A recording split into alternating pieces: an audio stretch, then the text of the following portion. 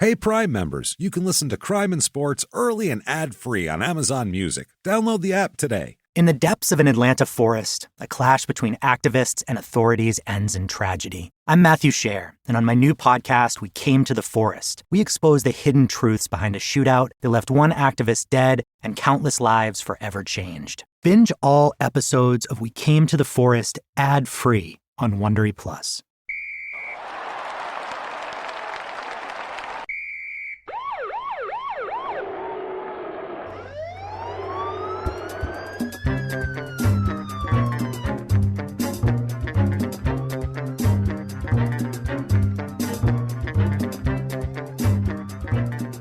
Everybody, and welcome back to Crime in Sports. Yay! My name is James Pietragallo. I am Jimmy Whisman. As always, with Jimmy Whisman.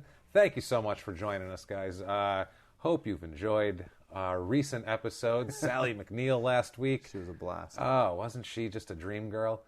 She's what 50s songs are made of. Yes. You know what I mean? Yeah. Like a 1950s love song. That's what they're thinking about.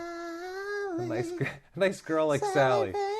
Take her home to mom. You know That's what I mean? the one. She's the one. So before we get started on this week's, I just want to please, one more time, please rate and review on iTunes. Please do. Do that. 5 stars if you could, if you feel that way. Be excellent. Say something nice. Yeah, it helps out a lot with the ratings and all that sort of thing. So please do that. Otherwise, let's get on with the show, Jimmy Whisman. Let's do this. We have tonight, back into the big three, if you will, baseball, football, basketball.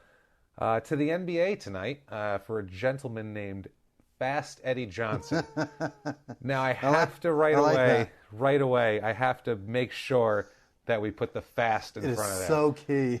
Because not only is it apt and perfect for him, but also it differentiates him from all of the other Eddie Johnsons out there, and there are so goddamn many. And the ones that keep themselves clean and live a good life. So many, like the superintendent of the Chicago Police Department, Eddie Johnson, the former Major League Soccer player, Eddie Johnson, a Cleveland Browns linebacker from 1981 to 1990, Eddie Johnson, Eddie Johnson, M.D., the back specialist in Shreveport, Louisiana, the Democratic Congressman, Eddie Johnson from Texas. Don't forget him. Not to mention the second-term delegate for the North Carolina Pork Council Board, Eddie Pork Johnson. Council? There's a pork council. There's a, what'd you say? It's a pork council. Pork, like pork, the pigs. Like pigs. There's a fucking pork council. There's a pork council board. Not to mention that, but there's a head of it, and his name is Eddie delegate. Johnson. And Eddie Johnson.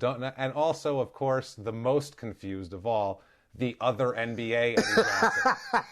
What are the fuck? I mean, I get it. Edward and bastard. Johnson are two popular names. But these two, their careers overlap. We'll get into that later because that will come up big time be a more later different on. Guy. This poor son of a bitch. But okay, let's get into this Eddie Johnson. Yeah. Fast Eddie Johnson, as he is known throughout the land. Yeah. Let's see. Fast Eddie Johnson. He was born Edward Lee Johnson Jr. A nice junior. This is a guy you want to carry your name on here. Carry on that legacy. He's born February 24th, 1955 in Ocala, Florida. All right. Family moves to a very, very small town called Weirsdale, Florida. Oh, boy. Population 250. Oh, boy. All orange groves and watermelon fields. Yeah. So, I mean, this is during the 60s. This is when blacks were Mexicans. This is then. That's this time period. I don't think I've ever heard that in my life, and that might be the funniest thing I've ever heard. They live in, they live by the fields. They live in like a little cinder block house. All right. Eddie makes a makeshift hoop outside. That's his first hoop that he shoots on. His father was a laborer that worked picking oranges and in watermelon fields. Carry on that legacy, Eddie. Yeah, worked 6 days a week. The father, and he said his father would 1 day a week, as he put it. There's a quote later on, but his father would. He said, "I wouldn't call it a drinking problem," is what Eddie said. He worked hard in the field for 6 days, then 1 day a week he'd celebrate. Under the circumstances, I can't blame him for the way he was. I would say he's just trying to kill the fucking pain. Yeah, of toiling in a field. Yeah, his body probably hurts like a son of a bitch. Oh, it's bad. After 6 days of picking shit. It's bad, yeah. It's tough to be Mexican. So he He's the oldest of 5 children. His brother Frank, you might know, Frank Johnson, also an NBA player, was the coach of the Phoenix Suns at one point. That's his brother? Frank Johnson, the old point guard for the Washington Bullets. And the I had no idea. That little guy with that tiny round head. Yep, that is Eddie Johnson's brother. Complete opposites. Complete different careers. Frank was an upstanding Frank figured citizen. it out. He's fine. So Eddie He's a guard for the Suns, too, at one point. He's a point guard, yeah. Point guard for the Suns in the early 90s when they were good, and they were getting good. I think it was right before they had Charles Barkley. I was right around. He may have been on the team that went to the finals. That's possible. At 93 team, I can't remember. I'll bet he was. I'll bet he was a backup to Kevin Johnson. That's possible. I'll bet he was. He was good, too. I remember him, he was Frank fast. Johnson. He was. Not as fast as Fast Eddie. No. Let's just say. On or off the court, okay? Fast Eddie goes to, and he also, too, like, they put him in high school. He was so good at basketball, like, he was on junior varsity for, like, 2 days. All right. And when he was a freshman, they're like, oh, no, he's got to be on varsity. Yeah. He's killing everybody. He goes to Lake Weir High School in Summerfield, Florida, same high school as his brother. Mm-hmm. He's, like, the most famous alumni ever from the Orange Field. Both of them, huh? Yeah, that's what it is. He goes to Auburn University. No kidding. Yeah, goes to Auburn. He's a big-time talent, Eddie Johnson. War Eagle. He's no joke. Yeah. He goes to where he has problems at Auburn. He gets into it with... Now, on the court, he's great. Yeah. He's great, but the team isn't doing that well. Yeah. And the coach... I honestly think, just looking at this... Judging by his history, you'd want to say, it's probably Eddie Johnson's fault. But in this particular case, I think this coach was a dick. Bob Davis publicly called Eddie Johnson out, said he was had a bad attitude, all this shit. Because the team wasn't doing well. It's I think alumni on his ass, and he's like, I need an excuse. It's all this guy's fault. Right. Now, at the same time, Eddie was using cocaine during college, as we'll find out later, and everything else. But on the court, his numbers were good. Eddie would speak out against the coach when the coach would speak out against him. Yeah. They'd come to him and say, well, your coach talk said about this me, about you. motherfucker. I'll talk about you. I think it's his fault. This all affected his draft status. Of course. He was a first-round talent, right. And you'll tell by his numbers and his athleticism, everything else. Yeah. They were afraid of this because there's not a lot of guys in the early 70s in college that were having public fights with their coaches. You're supposed to just be, I don't know what the word is, when you just submit. Yeah, you're supposed to be submissive. That's the word. And not do just it. Take what the coach gives you. You're supposed to eat a lot of shit in high school and college. That's your job. That's the thing. And he was saying, publicly calling me out because we're not doing well. That's too much shit to eat. Yeah, go fuck yourself. So he's drafted by the Atlanta Hawks in 1977. 3rd round pick. That's when they had more than 2 rounds. What did he play? What position? He was a shooting guard. Shooting guard. All right. So he's a little bigger than his brother. He's 6'2", 180. He's a slim... About the same size as his brother. Yeah, I think Frank was 6'1", and he seemed a little stocky right at the end of his career anyway. But 6'2", 180, he's a thin, quick, slashing kind of a guy.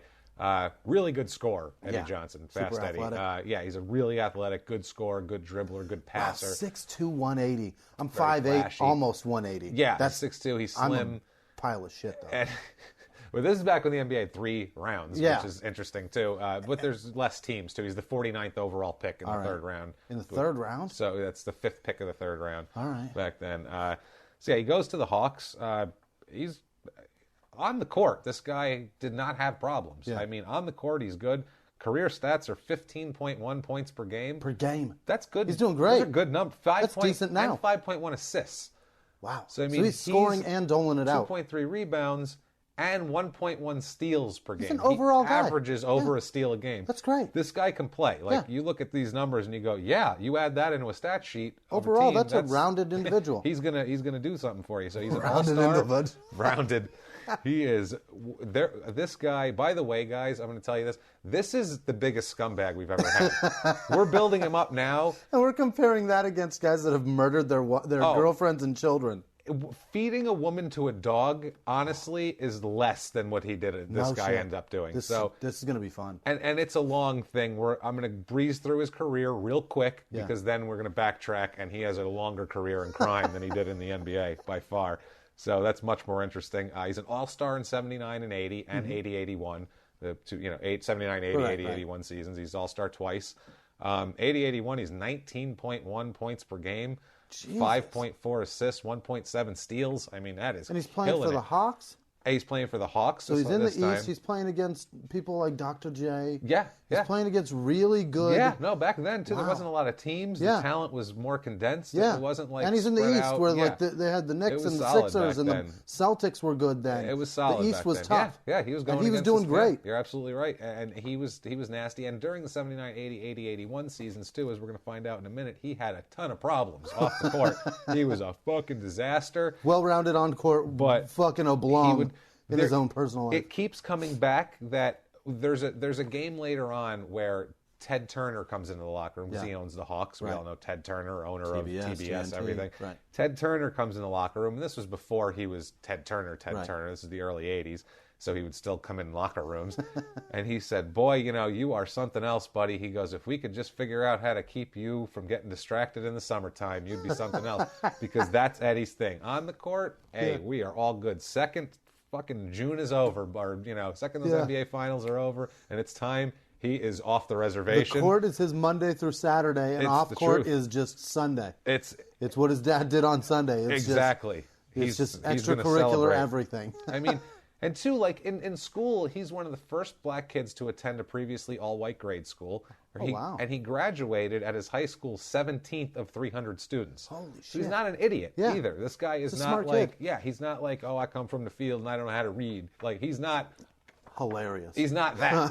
He's not like a fucking caricature of a slave from the 1820s. And he's not Sling Blade. He's an educated kid. He's smart. Right. He paid attention in school. And he says that later on, too. Plays with Atlanta 77 through like the 85-86 season. He's traded to Cleveland in 86. Cleveland cuts him after the 86 season. They don't want anything to do with him because this is when he's really unraveling. All right. 87, he comes back, plays for Seattle. They sign him to a 10-day contract, and then he plays the rest of the season with Seattle. They had a great job. Wow. They loved him. How about that? I have quotes here from the coaches.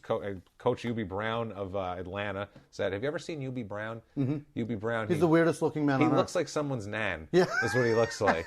Like me, my cousin Ian and I used to call him Nan. We'd just be like, hey, it's Big Nan on the screen there. It's like the Quaker oatmeal man. He looked like our great-grandmother, like a 90-fucking-8-year-old lady who's He has a weird face that, like, his hairline, he's got decent amount of hair. It's the weirdest fucking hair on earth. He looks like he died. Yeah, he looks like a corpse. And they just put makeup on him and they stick him out there and they go, tell and us then about operate it, his mouth. It's like Weekend at Bernie's. U.B. Brown was his coach in Atlanta. He said in the games, no matter what his mental situation was, he could always produce to his potential. That was the thing. He'd get on the court, everything would disappear.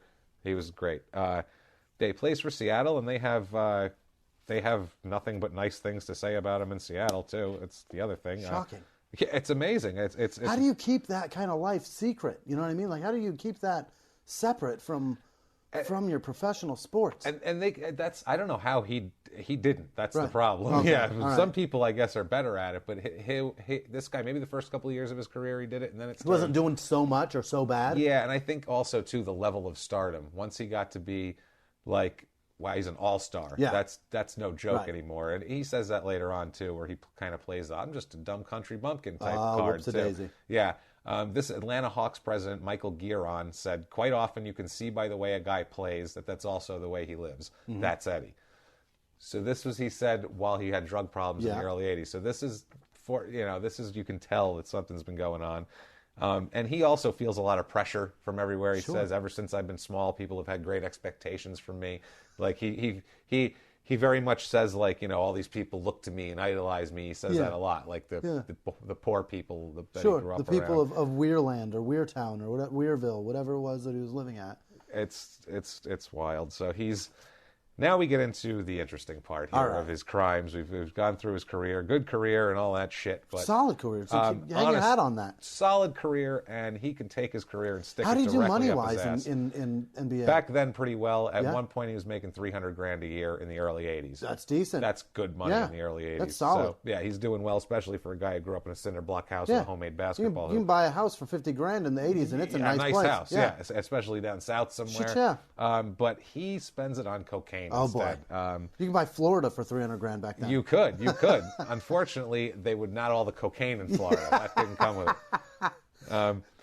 He says he first used cocaine. This is there's a big part of this is an article in Sports Illustrated that I found from 1981. And it's from 1981, and it's basically It's talking about the like recovery of Eddie Johnson. Like, oh, this poor guy, he came up fast. Life's been real fast on him, and now he hit rehab and he hit a wall, but boy, he's on his way back. It's a fluff piece on Eddie Johnson, and it's fucking hilarious knowing that's awesome. how the next 25, 30 years went for him. Really nice. It's on his way back. Are they talking about the pen? Nice Jesus. barometer, asshole who wrote that. Whoops-a-daisy. It's so funny. He said cocaine. He said he didn't think much of it at first. Yeah. Just no big deal. He's like, that's all right. Then he tried it again at another social function, and he kind of got into it that way. Yeah. He said by the time he got to Atlanta, he'd been doing it for a while. So he said, can't blame it on the big city and all that shit. He said too. He said at this point, this is like 1980-ish. He says, I began to feel that I could dictate the game from my position. I like that feeling.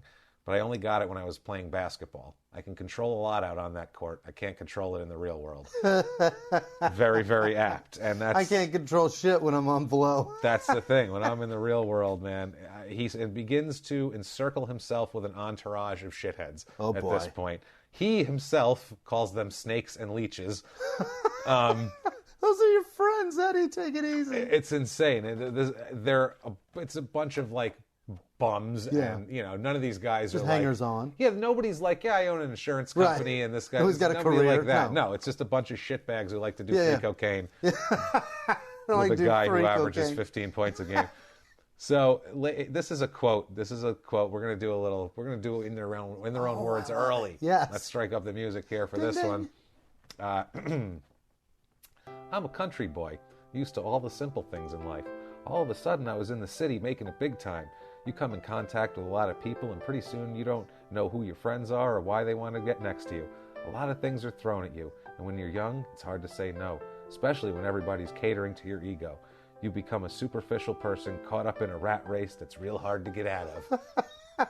You can't tell that those people are just hanging on? They just want a free meal ticket? You can't tell? At this point, it's like, kind of got it all figured out, right? 1980? Yeah, no, he doesn't. You got to weed through those shitbags, those bad people. You got to kick them all out of your life. Yeah, that's what he's saying. It's like, man, he's really trying to do it. Spring of '79, he has an incident. Auburn University invites Eddie and his Atlanta Hawks teammate Armand Hill to honor them because they're both Auburn alumni.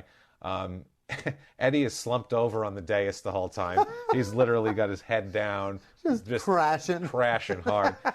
Hubie Brown, who's his coach at Atlanta and is there to give him a tribute speech, says, quote, Eddie is going to have to choose between his social life and his occupation. This is during his speech, not like off to the side. Eddie's going to have to choose between his social life and his occupation. He has the tools to be one of the greatest players in the league. The only person standing in his way is Eddie Johnson. I love it so much. Hubie Brown, Big Nan, fucking nailed it.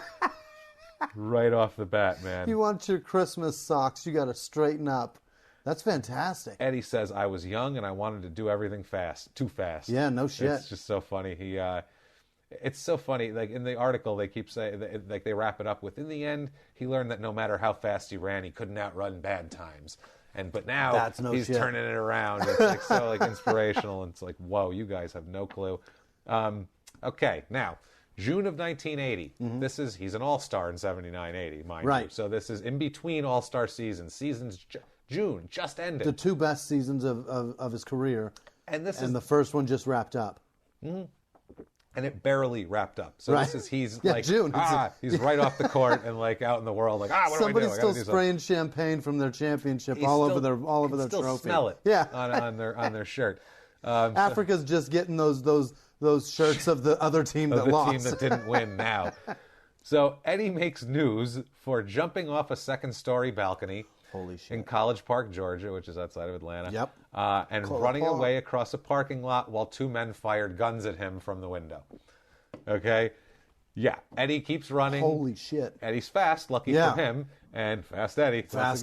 Fast Eddie runs running bullets. He runs into a police car eventually. Good call. Down. Yeah. Good call. For once, he wants the cops around. This is never again. For once, he needs them right now. He needs them bad. Yeah.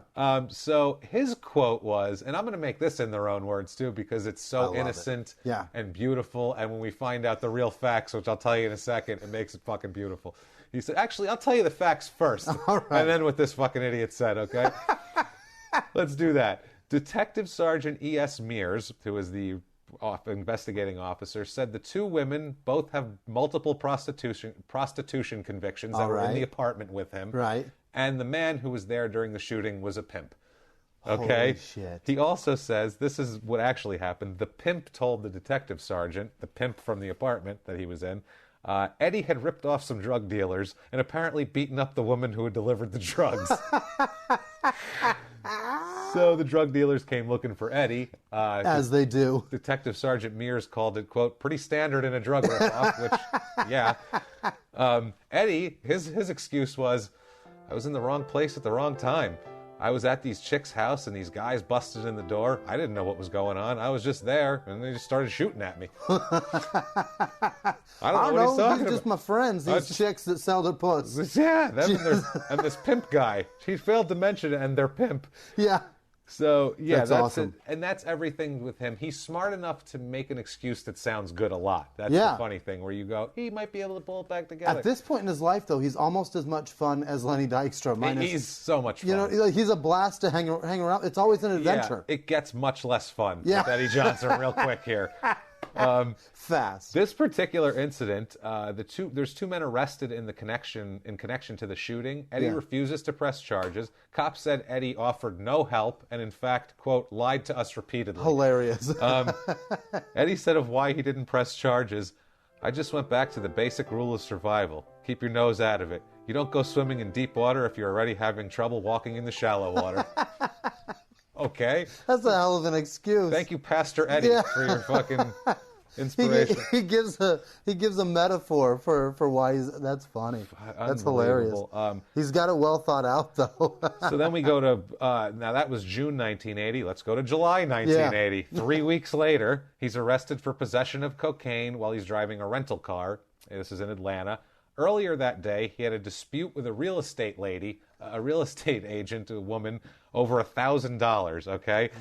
He made a $1,000 deposit on a house in Atlanta. That earnest money. Wanted to move in right then, even though he hadn't closed on the house. Nothing's closed. There's no escrow. Nothing's even filled out. No paperwork. He gave her $1,000 and said, can I put the TV over there? So she said no. So this isn't first and last month's rent, you asshole. That's how he's treating it. It's like a security deposit. So then he said he wanted his money back, which he couldn't get because it was a non-refundable. It's a mess. So what an idiot. At the same time during this day, the Omni is the building that the Hawks used to play in. The Omni Center. The Omni Center. So security staff at the Omni called the cops and told them that they're pretty sure Eddie had a gun with him, and they know Eddie's kind of unstable. He's got a lot of cocaine problems. That sort of thing. He's got a 9mm Luger, they said, on him. Wow. So the police pull him over, get him out, arrest him at gunpoint, find cocaine in the car, of course. There's always going to be cocaine in the car. Every time he gets arrested, he either has cocaine on him or he's arrested doing something that he was trying to do in order to get cocaine. It's always cocaine. They pull him out. No gun was found. I don't know if he ditched the gun or they didn't find it or whatever, but he stays in jail for 3 days. Charges are dropped because the search is deemed illegal. Wow. Because it was on hearsay. Lucky son of a bitch. Whatever technicality. Eddie, of the incident and why he had the gun, he said, quote, I thought I was one of the untouchables. You aren't Elliot Ness, That's motherfucker. What he thought. I thought I was one of the untouchables. I'm like, okay, you're insane. So his Eddie's attorney, Jack Manton, left him in jail for the 3 days. Good for him. In his words. That's a great... Yeah. He needs a father. That's basically his father at this point. Like every time we have one of these athletes, there's always a problem with middle-aged, middle-aged white man. Yes, covering these guys' tracks every time. Just following them around with a broom, just sweeping up those footprints. Living vicariously through their fucking jump shots because they're pathetic and they need to live through these people. So anyway, not this guy though. He's actually trying to protect him. Leaves him in jail. He's had to protect him from himself. Said it would have been inhumane to get him out. That was his quote. Hilarious. Because he was just such a mess. He was moved from his cell to a mental ward for therapy and all that sort of shit. So this is when they're starting to notice that there's also something a little There's a little imbalance in there, yeah. The day after checking out of this facility, against everybody's wishes, by the way. Except his own. He's arrested for stealing a Porsche from a car dealership. Holy shit. Did you at least give him $1,000? No. Eddie Johnson's quote, Quote, the guy thought I was going to buy a car. He let me test drive it, and I stayed a little longer than usual. He thinks it's a Volkswagen commercial? No, he didn't come He's back like, let's with... just go pick up our groceries and shit. It wasn't a little longer than usual. You didn't come back with, like, Jack-in-the-Box bag. You ran out long enough for him to go, you think he's coming back? I don't think he's coming back. Maybe we should call the cops. Okay, somebody call the cops. That's the steps he went. That's how long he was fucking gone. Charges were dropped somehow. I assume a lot of this has to do with the league. And I don't know. But Hubie Brown talked to somebody. A lawyer talked to somebody. A bunch of old silver-haired men talk to a lot of people. Talk to a lot of people and get them out of a lot of shit. Eddie checks into Grady, some sort of medical facility, for observation and treatment.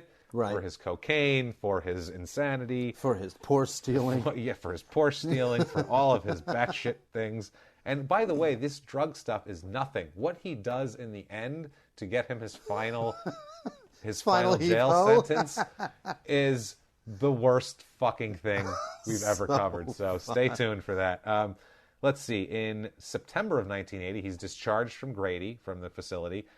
Immediately marries a woman, because that's what you want to do when your life is in turmoil. That's the mark of a lunatic. Send him right the fuck back. A woman named Diana Rassis from Pittsburgh. And how does she go? You just got out of the loony bin? Let's get married. Let's get married. He's Fast Eddie.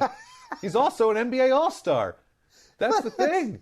Jesus Christ. She's watching him fucking cross Dr. J over 2 months ago. Like, this is she must think he's somewhat together. All of his family and friends are against this marriage because of course. They're like, what the fuck? You're a lunatic. You're not capable of test driving a car. You were just sitting in a room that was the equivalent of One Flew Over the Cuckoo's Nest. He's a disaster. And now, all those people in one.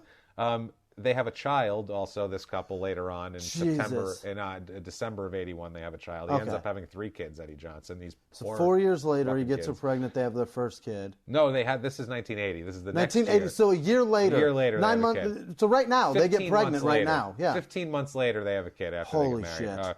He is then, at this point, when he was at Grady, he was diagnosed manic depressive. Yeah. Now, back then, that's more like a bipolar now. Right. Back then, these mental disorders were not exactly classified as well as they are now. A kid and a wife ain't fixing that shit. I'll tell you that right now. I got 2 of them and a wife. You add bipolar to You're going to be a little bit crazier, sir. Yeah, and manic depressive was kind of a blanket. And a coke problem? Holy shit. And that's the thing, and they give him lithium. Oh, so boy. Now he's got lithium and cocaine, which is a bad combination. Yeah. But the lithium balances him out a little bit here, where he doesn't minorly steal Porsches and go crazy on try to buy a house for $1,000. Yeah. He didn't want to take it because he didn't want to be seen as abnormal, he said. And the doctors had to convince him to take it because he was like, oh, man, I don't want to take that. You got a coke addiction, sir. You're a little more abnormal than you think.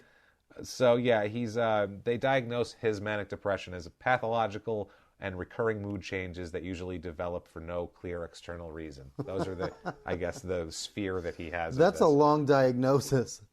That also sounds like a guy who does a lot of coke. Yeah, absolutely. Mood swings. That's a guy that's coming off coke and gets back on coke. That's just a roller coaster. It says these usually develop for no clear external reason. People on coke, if they're really coked out, are like cats. Yeah. Like when they just sit there and all of a sudden, boom, they like move like what the fuck for no apparent reason. Yeah, that's like a guy on coke, or my grandmother when she sees a black guy. It's like those doctors have never heard of coke or seen somebody coming off coke and then doing coke and getting back onto coke. Yeah, they were looking at him like, oh my. Oh, by the way, I should credit this guy. Bruce Newman was the guy who wrote this Sports Illustrated article where I got a lot of this. Is this the fluff piece? This is the fluff piece, yeah. So you're an idiot, but thank you for compiling that together, Bruce. Good job, buddy. I don't know what Bruce is up to nowadays. I didn't look that up because I don't give a shit about Bruce because we got Eddie Johnson. Right. And he's so much more fun. He's so much more fun. Now, here comes the fun, okay? This is he stops taking lithium. There is a lot of erratic behavior when he gets out of the Grady Center, he goes right from there to training camp. Right away, he goes a little wacky in a team meeting. Yeah. Has to have the coach take him out of the meeting and say, get the fuck out of here. You're out of your mind. You can't do this. They're practicing. He is seen on the sidelines, jumping rope. Seriously. Doing shit that coke addicts do? Yeah, he's like jumping rope. He's talking to kids in the stands. Like in the middle of the game, he went up to like play with children. Like he's just acting like a nut. Hey, you got some jacks? He calls the Atlanta Constitution newspaper and tells them that he's being traded to L.A. And he's not. No plans of trading to L.A. He's just a crazy person. He just wants to go to L.A. He heard it's great LA. out there, and he's like, I'm just going to leak something. Yeah, he hears it's a fun time. This is pre-TMZ, so he's got to leak it. I can picture his coked up mind. He's like, if I just tell them that I'm being traded to L.A., maybe they'll be like, oh, everybody thinks he's being traded anyway. We can just trade him. Maybe he read The Secret. He's calling his friends, being like, who wants to go to L.A. with me, I think. I think he went fucking nuts, man. There's a beach. So, yeah, he's yelling at people. That was the funniest thing. Just yelling at random people in practice, too, like teammates for no reason. Like, he'd just be like, just start yelling at them. Not even about basketball. Pick up my laundry. Yeah, things like that. Like, why people let the grass get so long? Like, what? It's a 2 o'clock bus run at 5 around here. It's fucking crazy. Weird shit. Management ends up calling his doctor, Dr. Bacchus, who'll keep coming up. Dr. Bacchus is a psychiatrist, I assume a silver-haired middle-aged man. Dr. Bacchus calls to get committal proceedings going on, have him committed because he's a danger to himself and others. He's off his meds. Yeah. He's off his lithium. In October... And on his coke. In October of 1980, he is... This is during his All-Star 80-81 season, okay? In October, there's a practice. Management is planning on intervening with him. They call off the practice, but wait until everybody gets there. Police officers come in and drag Eddie Johnson off the practice court in front of his teammates. In front of his teammates, telling him they're going to commit him to a mental institution. He's screaming, no, no, no. One of his teammates almost gets arrested because he's like, what the fuck are you doing? Taking Eddie away, and tries to wrestle him off. He scores 15 points in the game. So there's a problem there. These guys, they take him to a goddamn mental institution right from the floor. I mean, right from the floor, which is amazing. A lot of normal people, though, if you've got a little bit something off, I imagine, something like that will scare you straight. Mm-hmm. I imagine that they're trying to just give him tough love, like some sort of like boot camp entry thing to figure him out, to get him to just straighten the fuck up. Absolutely. And it isn't going to work. And he stayed for a week and then checked himself out against doctors and everybody else as well, because they could only hold him for a certain amount of time. They could have him committed for whatever. And he knew how to say, like, hey, I'm cool. I don't know what they're talking about, I'm good now, yeah. This has been great, you guys. I'm good now. That pudding was terrific. He sees Dr. Bacchus, sees a psychiatrist regularly through that season, all the way through to this article that came out in December of 81. Wow. He was still seeing Dr. Bacchus. He kept up with that. That's basically. A guy that's so dedicated to doing coke and being a nudnik. He is willing to project it and make everybody believe, just on the outside seeing his behavior, that he's just on the straight and narrow. Yeah. But he's going to continue doing his bullshit. No, guys, this is good. This has been good for me to stay. I feel refreshed now. I just needed my batteries recharged, you know what I mean? And he goes outside and he's like, who's got cocaine? Yeah. Where's the coke and hose? I need cocaine now. Where's my pimp? Awesome. Where's that pimp guy? Yeah. So, and this is the funny thing, too, in the end of that Sports Illustrated article, too, the coach, Laurie, I think his name is, he says that this is the guy who had to kick him out of team meetings, saw him dragged off by police officers to be committed. He says, I don't foresee any future problems. I think everything's good. I don't think I've seen anybody in my life ever drug out of anything by police and social workers. And Eddie was confident, too, after this whole debacle. He says, this is his quote in their own words here, people are fickle. When you're going through it, people don't care what happens to you. When you make it back, everybody's got a pat on the back for you. They'll say, well, he can still play.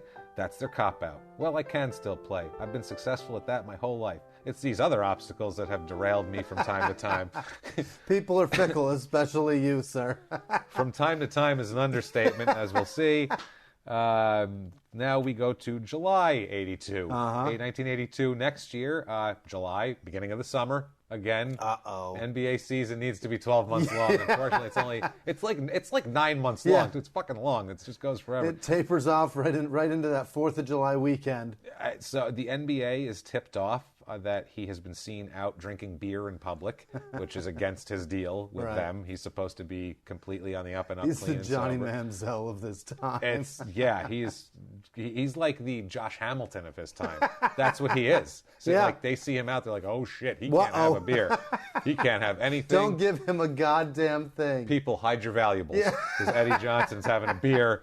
10 minutes from now, he could be tearing this place up, stealing the clothes off your fucking back. And bullets can be flying. And people can be shooting at him. You never know. Robbing drug dealers. He's ordered to a rehab facility by the league, but in less than 2 weeks, he leaves against whatever doctor's orders. Why the fuck not? Suspended by the NBA for a little while for that. He continues to have problems the whole time. Keeps his nose pretty clean of the law up until about 1986 here, and this is when things really hit the fan for Eddie. He's still playing in 86. This is when he gets traded to Cleveland and then ends up going to Seattle in 87. Finally, in 86, he admits he's addicted to cocaine. It's about time. Finally, 10 years later. Goes to rehab for 2 months.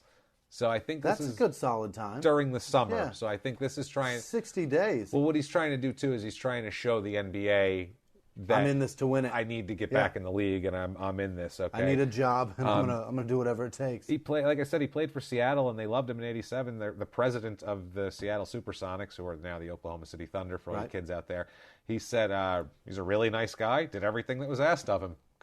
He said... problem is he couldn't be trusted in the offseason. And again, this guy, too, just like Ted Turner, called him, quote, a time bomb every summer. So 1-year contracts is the key to Eddie Johnson for teams looking for a guy like this.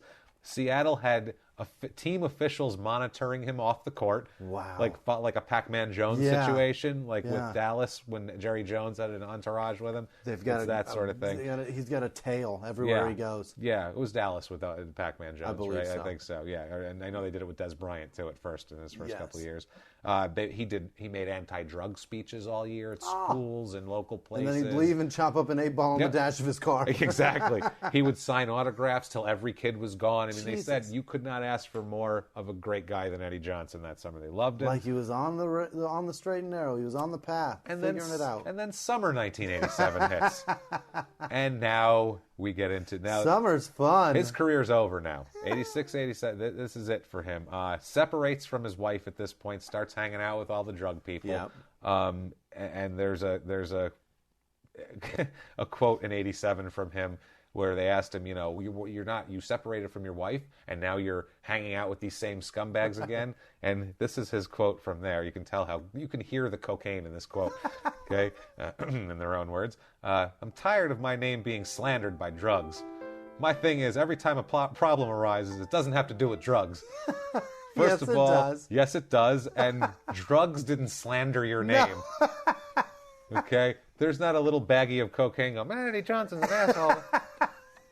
You are a fucking idiot that can't stop doing coke all the time. That would have been a great commercial, though, for anti-drugs. Oh, my God. With Chris Rock's voice. Yeah, talking shit about him, and he's paranoid because he's on so much cocaine. You talking shit about me, cocaine? Like Penny with Little Penny. Remember those? Yeah, Little Cocaine. Eddie Johnson and Little Eddie. Little Eddie. It's a bag of cocaine with eyeballs. Chris Rock's voice talking about, you're an asshole, Eddie. Hey, you're an asshole. We're slandering you over here. That'd be fucking great. It just cocaine slandering the shit out of you. Just berating Eddie Johnson in the voice of Chris Rock.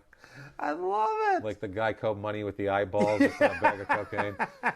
So, July of 87, the league suspends him for the drug policy because he's out doing crazy shit, and he doesn't. I guess he has to follow up for whatever certain check-ins, and he doesn't because he's out doing crazy shit. He's not part of parole type of.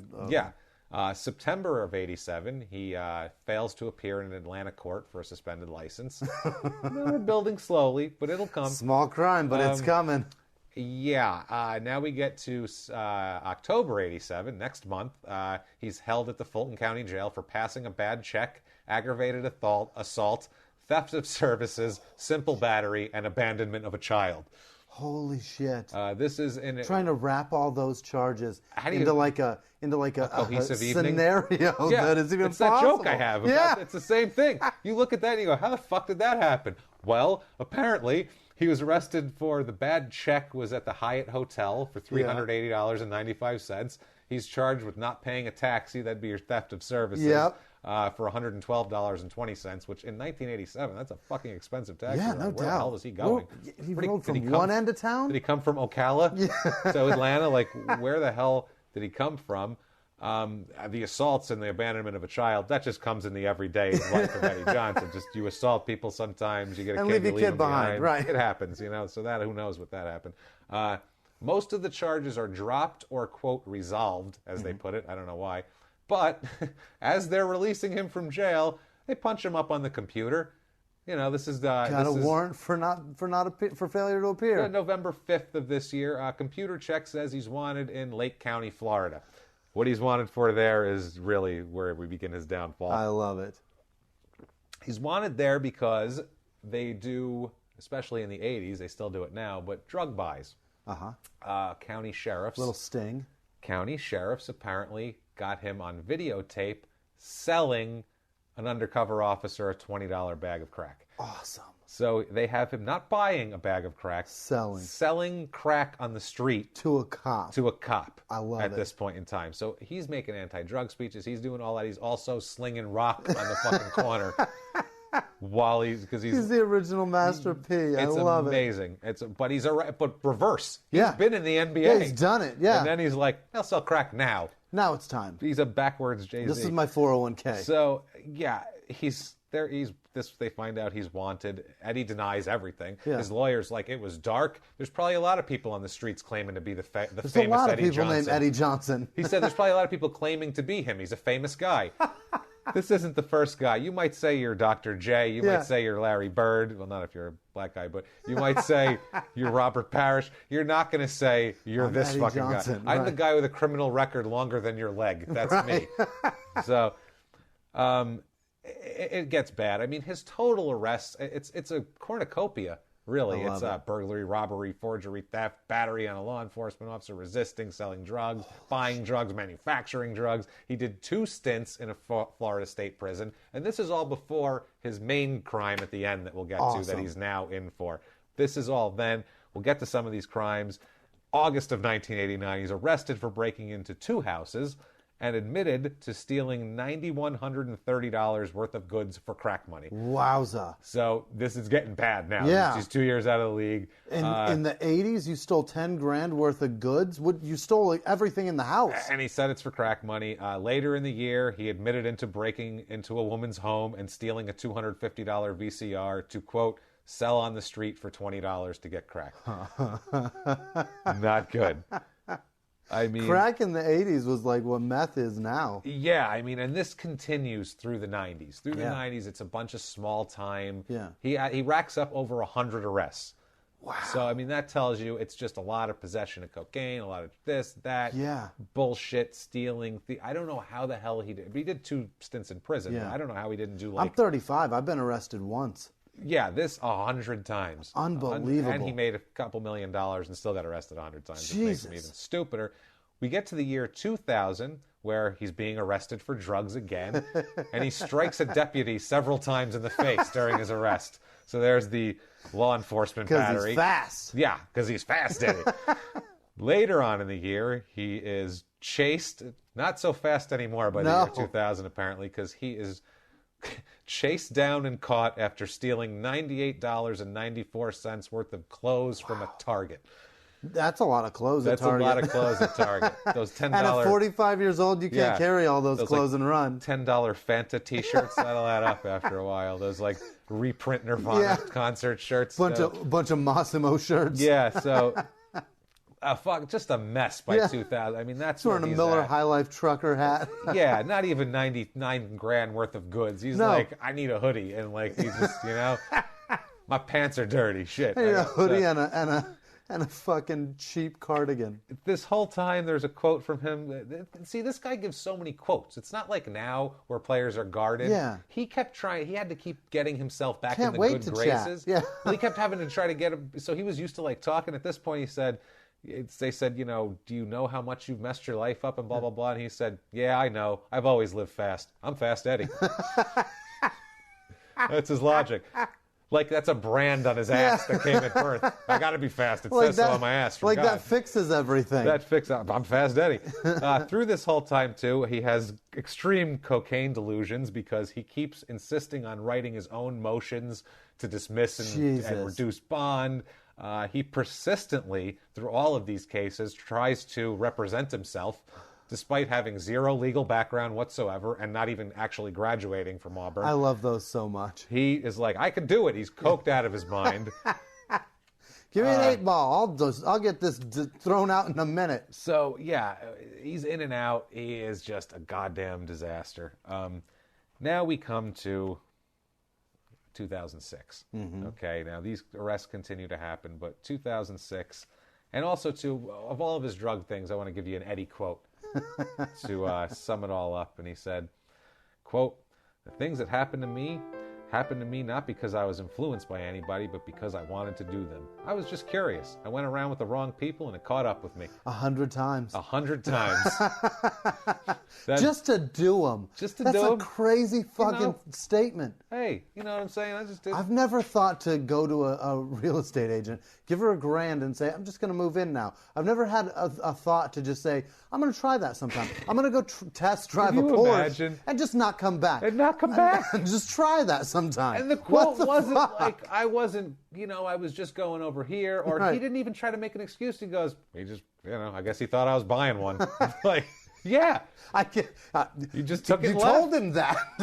You have to be really. When you told him you were interested in that. Anybody out there? I don't know if you can contact Eddie Johnson, but if you ever have any dealings with him, like a business dealing, make sure to really be specific with him, because make sure he knows $1,000 doesn't mean he can move into the house, and a test drive doesn't mean you now own that. That's not what a Porsche does not say on the sticker price. $48,000 or a test drive. Or drive. That's not what it costs. Take it with you. That's not what it costs to buy a Porsche. I want to know what he did. I know he went and bought crack. He had to go buy crack all the time. He went and pulled up to the crack dealer and was like, "I'm good for it. Look at my Porsche. I'm rich. I got a Porsche. I'm rich, bitch. Look at that. I just bought it. That's why I got cash money." He's like, "I don't have any cash on me right now because I just bought this Porsche." Right, but I'll be right back. But if you give me the test drive on the crack, I'll be back. And then he went on a double test drive. That's what it costs to buy crack, a test drive. Oh, man, he's a fucking disaster. I can't... The level of disaster that this guy is, I can't even, I'm researching this guy, and I'm like, at one point, you're rooting for him to turn it around. Because I'm starting at the beginning, and I'm reading all this shit. After the Porsche, I was. Yeah, because that's a fucking great prank. They keep giving him chances. Can you imagine how shitty that Porsche salesman must feel? That he's giving a man in the 80s a $50,000 vehicle to go test drive. Yeah. And he feels on top of the world because he gets a commission when he sells those things. And I imagine he's doing pretty well. You sell Porsches. You're probably making pretty decent scratch. Yeah. How shitty must you feel when you just loan this man a car to drive and the shit doesn't show up? Not to mention, we are in the 80s in Georgia. Right. So this Porsche dealer's boss said to him, "Wait a second. You let a fucking 27-year-old black guy drive off with a fucking $60,000 Porsche? You are fired, asshole." 30 years ago, we'd have fired a water cannon at him for showing up on this dealership. Yeah, now you're giving him Porsche. And now just handing it to him and not even getting in the car? What the hell is wrong with you? Wrong with you? Oh, my God. He's amazing. That's awesome. How shitty must he have felt, though?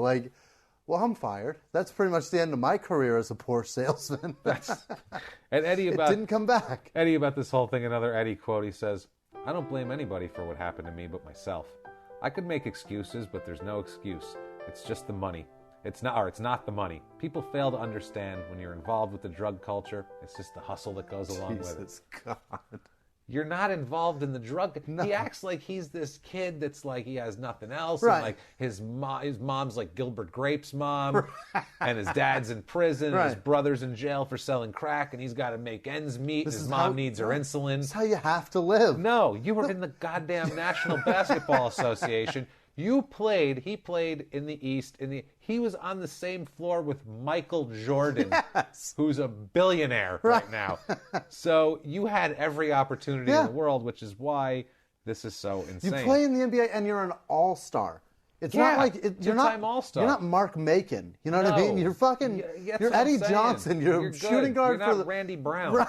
Exactly. You're scoring. You're doing well for yourself. People, I think you're a badass. Plus, people liked him because he was a flashy scorer. People like that. So I mean, he had fans. The fans. The All-Star loved him. team has what? 6 shooting guards on each side, or combined, probably. Nowadays, everybody's a shooting guard, small forward. Anyway, everybody's a 2-3.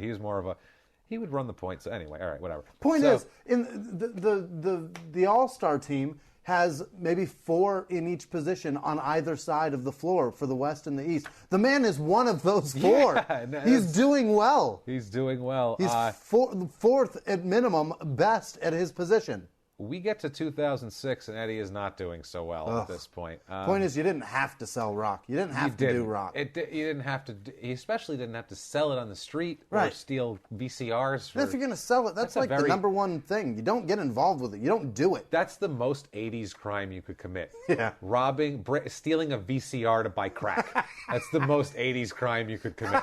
Unless you were going to, use that, get the crack to get your guts up to go shoot Ronald Reagan. Right. That would be the most 80s crime you could commit. To go impress Jodie Foster. You go impress Jodie Foster and then punch Donald Trump because he shut down the USFL. It's the most 80s crime you could commit. It's the most 80s crime you could commit. Stealing a VCR for crack.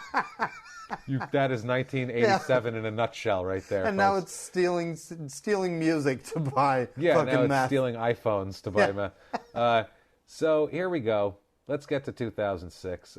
Guys, I don't know how else to say this, but let's get right into it. He, in June of 06, he is arrested for rape of a 25-year-old woman. He apparently allegedly broke into a hotel room and raped this lady. Didn't know her from whatever, just whatever. Random chick. He somehow, this is what I don't understand too. He has 100 arrests. Yeah. This guy. He has a record longer than anybody they're going to bring in that day. Right. They let him go.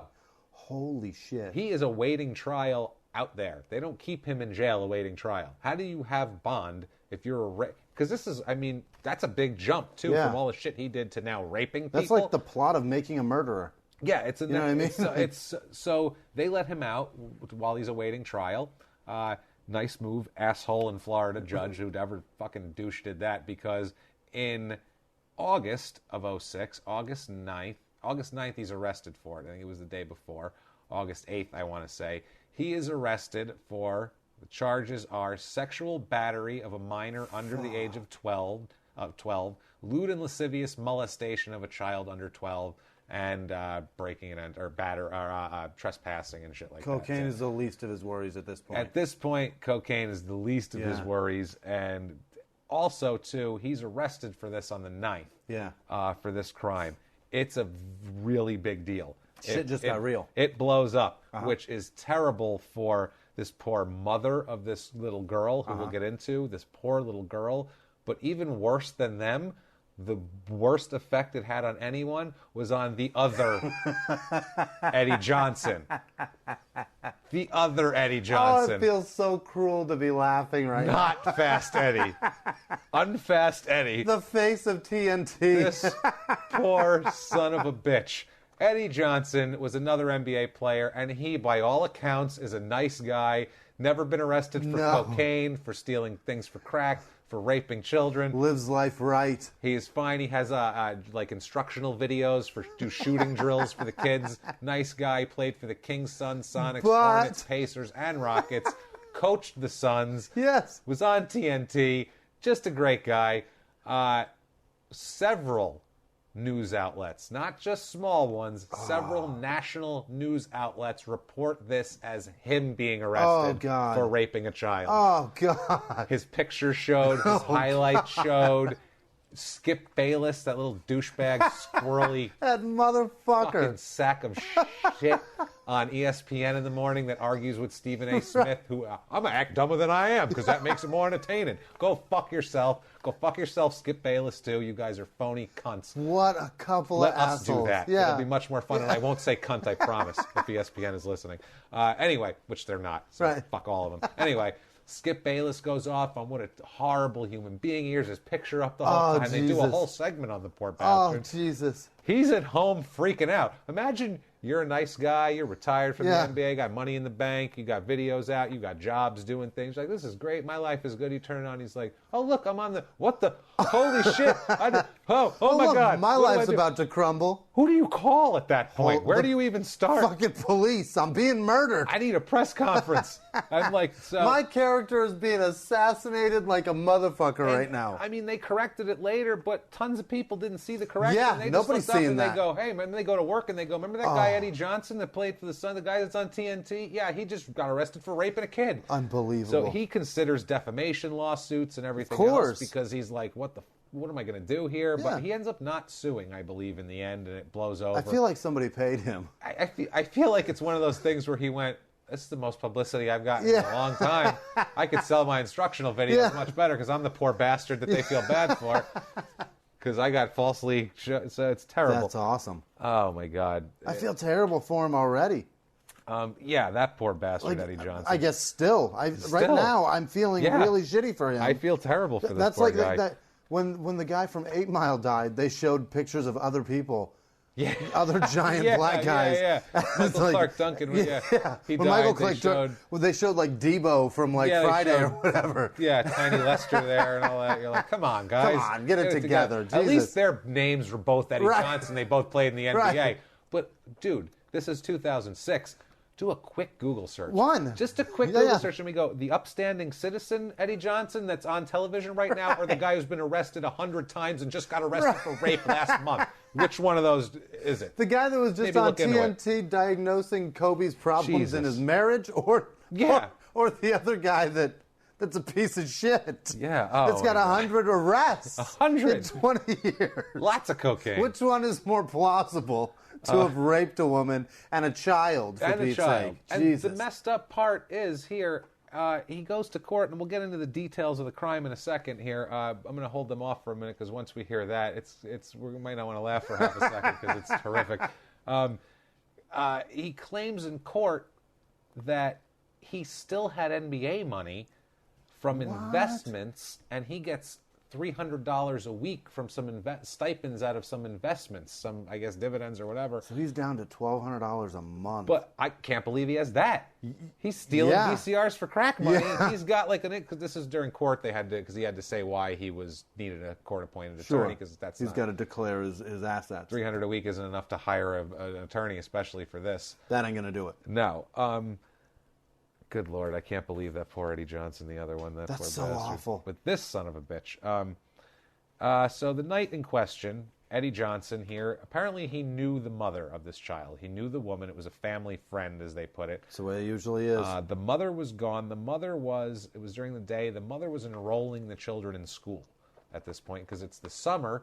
And Eddie Johnson can't stop doing crazy shit in the summer. Summertime's it. Even when there's no NBA, the second he hears the first cricket, he's like, I got to do some crazy shit. He hears a Sublime song come on about summertime, and he's got to rape somebody. Oh my God, that poor Will Smith he heard that, and so many people just raped. So basically, the police say that he came into the apartment uninvited while the mother was gone. There's an older brother, I think is 12 in this scenario. Talked to the brother there, told the brother to lock the front door, told the 8-year-old girl, this girl in this story is 8, Jimmy. This isn't 15, this isn't Chad Curtis getting a little diddle with a 15-year-old, which still was horrible, and I asked prisoners to stab him for. Mm-hmm. This is an 8-year-old. What a pile of shit. So that's why I said fuck Bruno is nothing compared to this guy. He's much worse than Bruno. So 8 years old, tells this little girl to go into the bedroom, goes into the bedroom, pushes a dresser in front of the door, fondles her, and then actually rapes her. And when I say this, I'm just telling you because it's horrific, and he did it, and he actually had penetrative sex with an 8-year-old girl. Holy this shit. Fucking piece of shit. Yeah. Complete pile of shit. 50-year-old man at the time. He does this. After he's just off the rails at this point. I mean, he's just like, I'll just rape kids now. I'll just stab anything. There's not a fucking adult outside to rape. I mean, dude, honestly, Jesus Christ. I don't know if he thought, and this is the other thing too, afterwards, he followed the little girl into the kitchen and tried to kiss her, afterwards. Wowza. And then said, hey, don't tell anybody about this.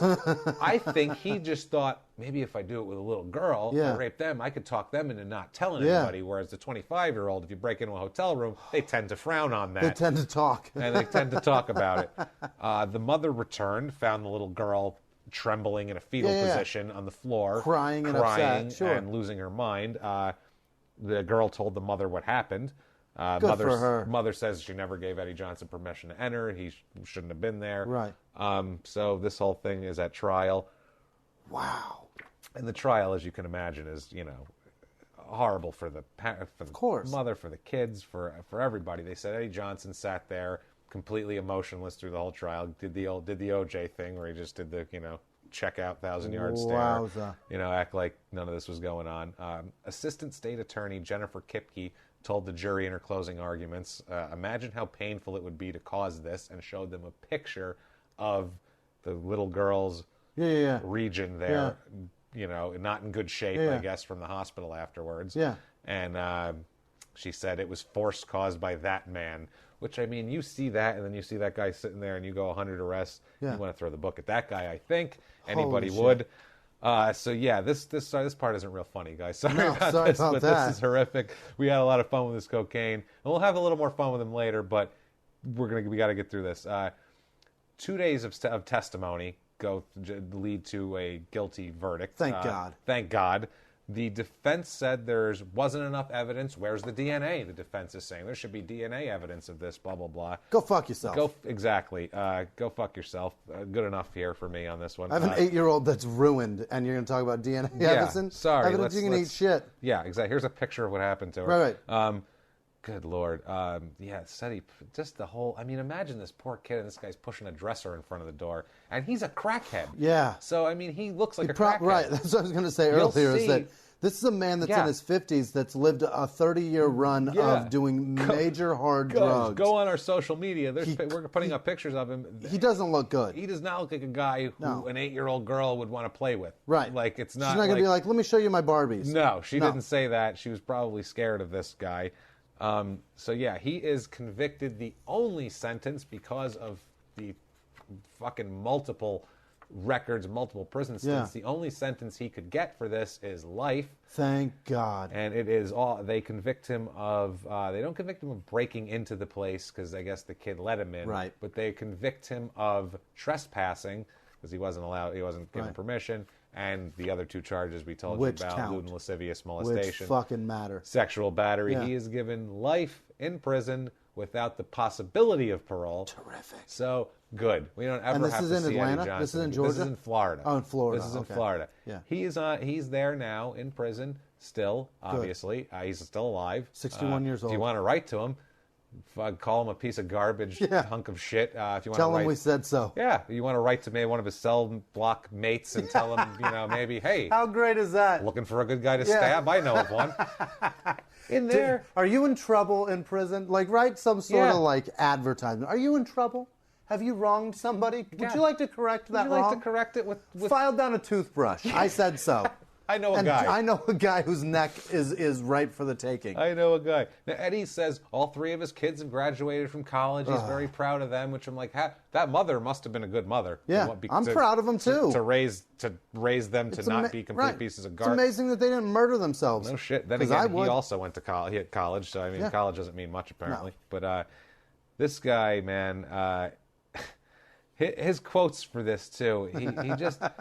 He keeps likening everything. He just doesn't get that life isn't a basketball game. He's not quite into it. Here's a quote. I don't think he understands that he played basketball. At this point, you know what I mean? He doesn't get that how much of the world's balls he had in his hands. Yeah, he had did. 2 fistfuls of sack of this world, and he fucking squandered it, and then ruined 2 people's lives. As it's been said 7 trillion times, cocaine's a hell of a drug, Jimmy. It really is. It really is. This is proof positive. Yeah. This guy makes Rick James look normal. Yeah. That's the thing. This guy, he didn't have hit songs though to fund his cocaine at this point. But so here's a quote from him. Steal. A retrospective little When you've been idolized and built up all your life, it's hard to believe that you need to do the things that other human beings need to do.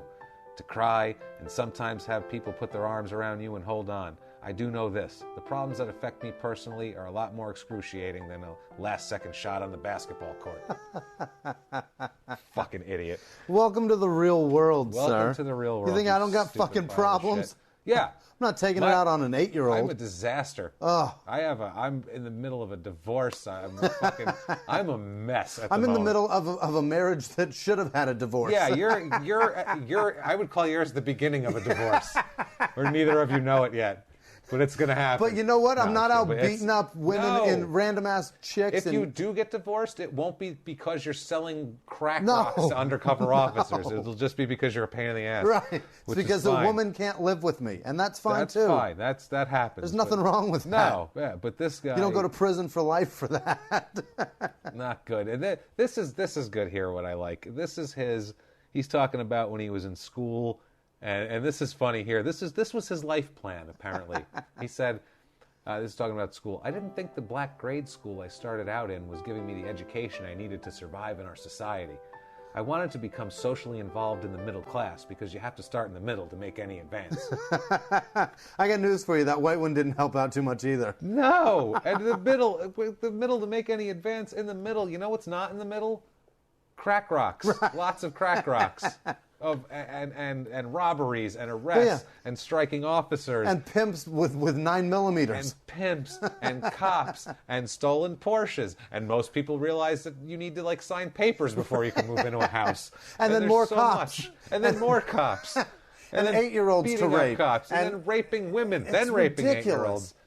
This guy is by far the biggest pile of shit that we've done so far. He absolutely does not understand shit. He doesn't understand how a real world works, which is sad, too, because his dad figured it out. His dad knew to bust your ass every day, 6 days a week, and then on Sunday, drink beer until you pass out. That's what you do. That's what I think. That's what the normal society does. We drink beer till we pass out because we have to struggle to put food on the table for our goddamn kids. This guy's problem is he had 2 months like you said, every Sunday was 3 months long. Yeah. So that's a lot of shit to get into. And 24 hours, you got to worry about Monday and a hangover. You know what this guy could have used? A hobby. He could have used a nice hobby, not model airplanes because the glue will stay away from anything model. He could have used maybe a stamp collecting. Picture Fast Eddie, put away the crack rock Eddie, rather than picture him with a pair of tweezers with a stamp, putting it in a little book. That would have saved him so much trouble. Fucking chemistry kit, burning ants, fucking anything. Anything. Right now, Eddie would be he'd live in a decent house in the suburbs of Atlanta somewhere. He'd have his grandkids running around. Right. Think about that. He'd have a nice gray, like Dr. J has now, the nice gray hair. You'd look like a black mustache. Hubie Brown. You'd look like that. Yeah, you'd have your wife sitting next to you looking like Felicia Rashad, you know what I mean? Everything would be going well. You'd be a hero, giving speeches at the locals. Oh, I got to go to that college. They're giving me an honorary doctorate tonight. Coach at Auburn, for fuck's sake. You'd be doing an NBA. You'd be going to all NBA events. You'd be hanging out. You'd be doing so much cool stuff. All-Star Weekend, he's there talking to young kids. Crack.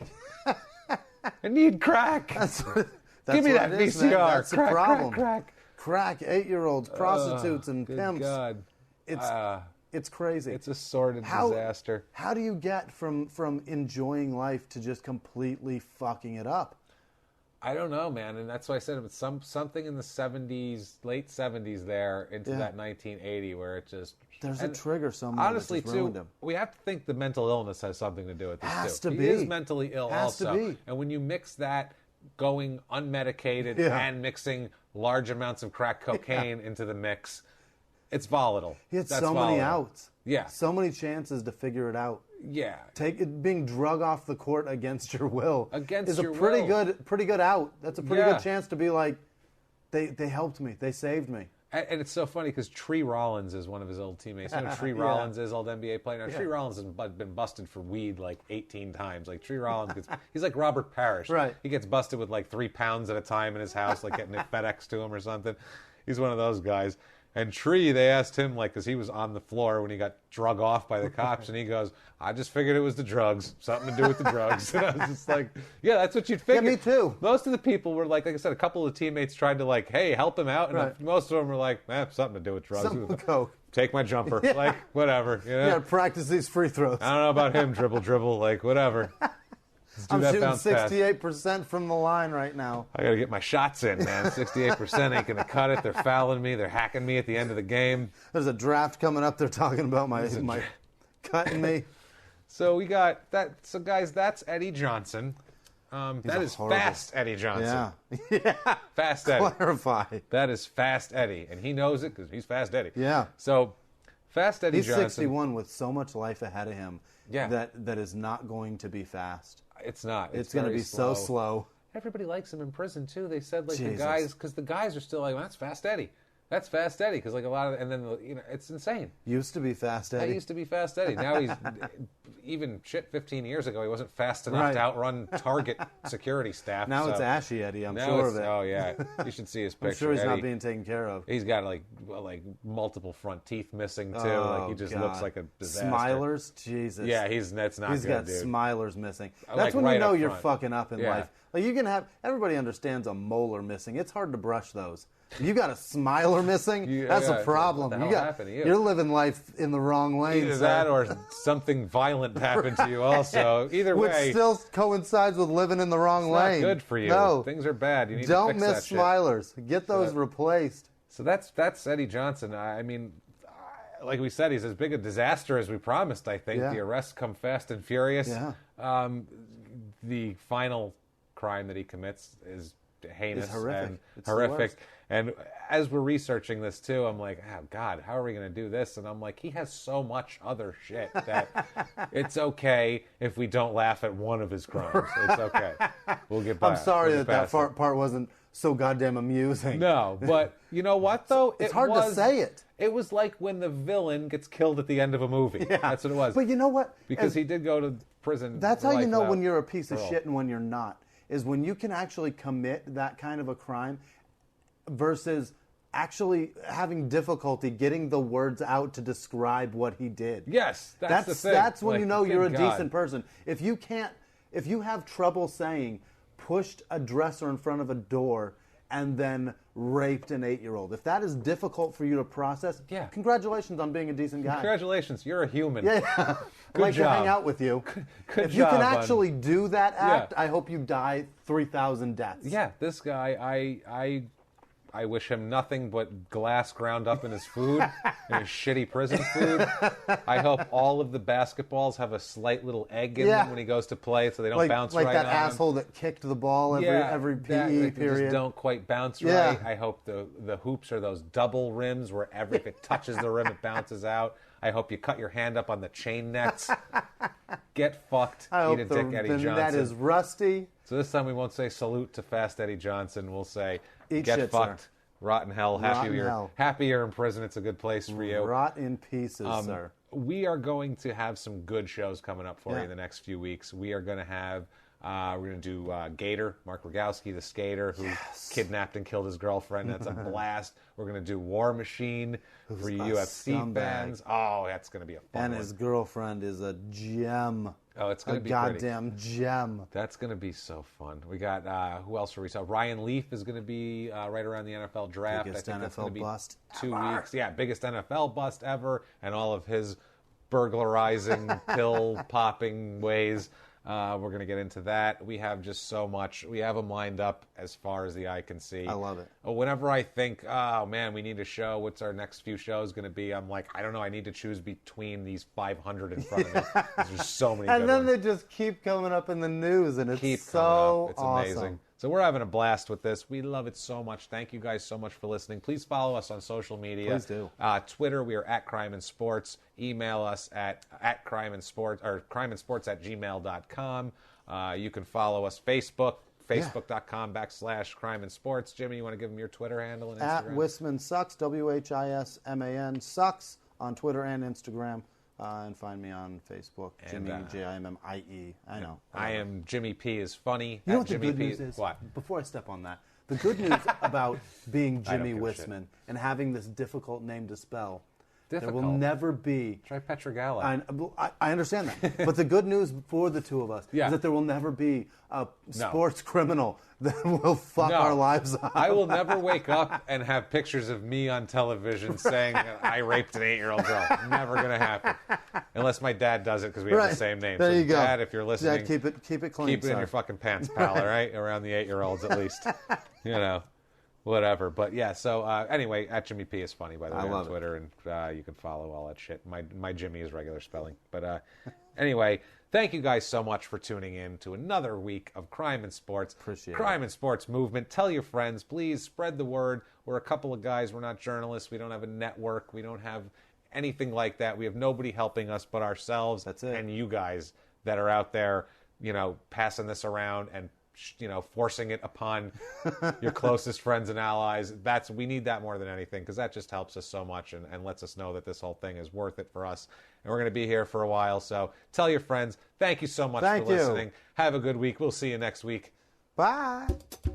If you like Crime and Sports, you can listen early and ad-free now by joining Wondery Plus in the Wondery app or on Apple Podcasts. Prime members can listen early and ad-free on Amazon Music. Before you go, tell us about yourself by filling out a short survey at Wondery.com/survey.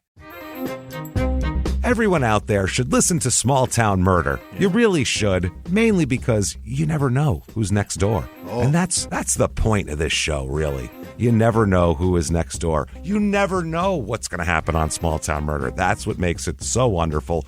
The only thing you do know is that people are going to die. Yeah. And we're probably going to make jokes about it. That's it. That's all we can promise you. We dig into these towns. We see what makes them tick, from local legends to scandals they may have had. And, of course, the biggest scandals of all, horrible murders that take place there. And we put our, what I feel is a completely appropriate comedic spin on the whole thing. And you need a laugh right now. So get in there, listen to Small Town Murder, follow Small Town Murder on the Wondery app or wherever you get your podcasts. You can listen to Small Town Murder early and ad-free right now on Wondery Plus.